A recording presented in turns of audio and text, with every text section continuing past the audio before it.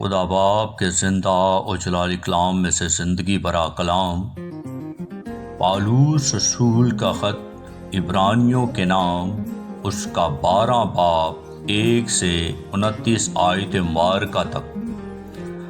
پس جب کہ گواہوں کا ایسا بڑا بادل ہمیں گھیرے ہوئے ہے، تو آؤ ہم بھی ہر ایک بوجھ اور اس گناہ کو جو ہمیں آسانی سے الجھا لیتا ہے دور کر کے اس دوڑ میں صبر سے دوڑیں جو ہمیں درپیش ہے، اور ایمان کے بانی اور کامل کرنے والے یسوع کو تکتے رہیں، جس نے اس خوشی کے لیے جو اس کی نظروں کے سامنے تھی شرمندگی کی پرواہ نہ کر کے صلیب کا دکھ سہا اور خدا کے تخت کی دائیں طرف جا بیٹھا۔ بس اس پر غور کرو جس نے اپنے حق میں برائی کرنے والے گناہگاروں کی اس قدر مخالفت کی برداشت کی تاکہ تم بے دل ہو کر ہمت نہ ہارو۔ تم نے گناہ سے لڑنے میں اب تک ایسا مقابلہ نہیں کیا جس میں خون بہا ہو، اور تم اس نصیحت کو بھول گئے ہو جو تمہیں فرزندوں کی طرح کی جاتی ہے کہ اے میرے بیٹے، خداوند کی تنبیہ کو ناچیز نہ جان، اور جب وہ تجھے ملامت کرے تو بے دل نہ ہو، کیونکہ جس سے خداوند محبت رکھتا ہے اسے تنبیہ بھی کرتا ہے، اور جس کو بیٹا بنا لیتا ہے اس کے کوڑے بھی لگاتا ہے۔ تم جو کچھ دکھ سہتے ہو وہ تمہاری تربیت کے لیے ہے۔ خدا فرزند جان کر تمہارے ساتھ سلوک کرتا ہے۔ وہ کون سا بیٹا ہے جسے باپ تنبیہ نہیں کرتا؟ اور اگر تمہیں وہ تنبیہ نہ کی گئی جس میں سب شریک ہیں تو تم حرام زادے ٹھہرے نہ کہ بیٹے۔ علاوہ اس کے جب ہمارے جسمانی باپ ہمیں تنبیہ کرتے تھے اور ہم ان کی تعظیم کرتے رہے، تو کیا روحوں کے باپ کی اس سے زیادہ تابعداری نہ کریں جس سے ہم زندہ رہیں؟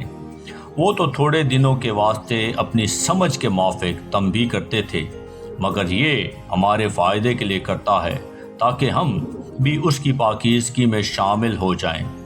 اور بافعل ہر قسم کی تنبیہ خوشی کا نہیں بلکہ غم کا باعث معلوم ہوتی ہے، مگر جو اس کو سہتے سہتے پختہ ہو گئے ہیں ان کو بعد میں چین کے ساتھ راست بازی کا پھل بخشتی ہے۔ بس ڈھیلے ہاتھوں اور سست گھٹنوں کو درست کرو، اور اپنے پاؤں کے لیے سیدھے راستے بناؤ، تاکہ لنگڑا بے راہ نہ ہو بلکہ شفا پائے۔ سب کے ساتھ میل ملاپ رکھنے اور اس پاکیزگی کے طالب رہو جس کے بغیر کوئی خداوند کو نہ دیکھے گا۔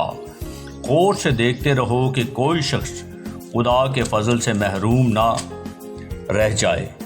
ایسا نہ ہو کہ کوئی کڑوی جڑ پھوٹ کر تمہیں دکھ دے اور اس کے سبب سے اکثر لوگ ناپاک ہو جائیں، اور نہ کوئی حرام کار یا عیسو کی طرح بے دین ہو جس نے ایک وقت کے کھانے کے عوض اپنے پلوٹے ہونے کا حق بیچ ڈالا، کیونکہ تم جانتے ہو کہ اس کے بعد جب اس نے برکت کا وارث ہونا چاہا تو منظور نہ ہوا، چنانچہ اس کو نیت کی تبدیلی کا موقع نہ ملا، گو اس نے آنسو بہا بہا کر اس کی بڑی تلاش کی۔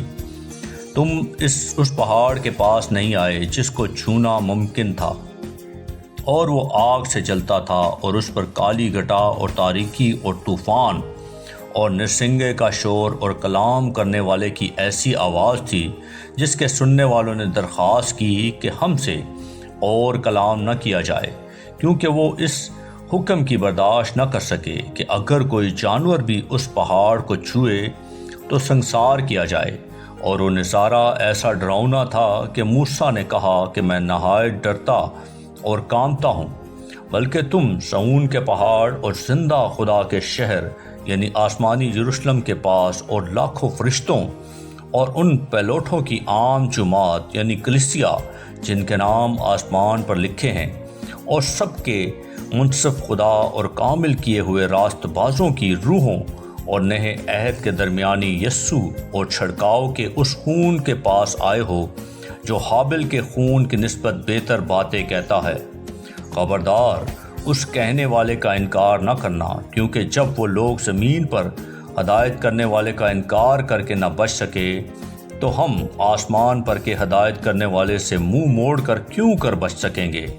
اس کی آواز نے اس وقت تو زمین کو ہلا دیا، مگر اب اس نے یہ وعدہ کیا ہے کہ ایک بار پھر میں فقط زمین ہی کو نہیں بلکہ آسمان کو بھی ہلا دوں گا۔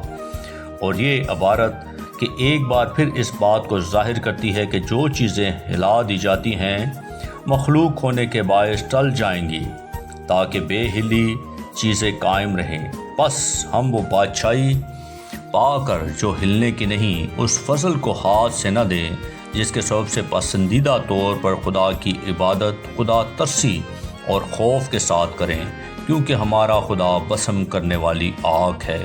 آمین۔ پاک کلام کے پڑھے اور سنے جانے پر خدا ان کی برکت ہو، خدا ان کا شکر ہو۔ آمین۔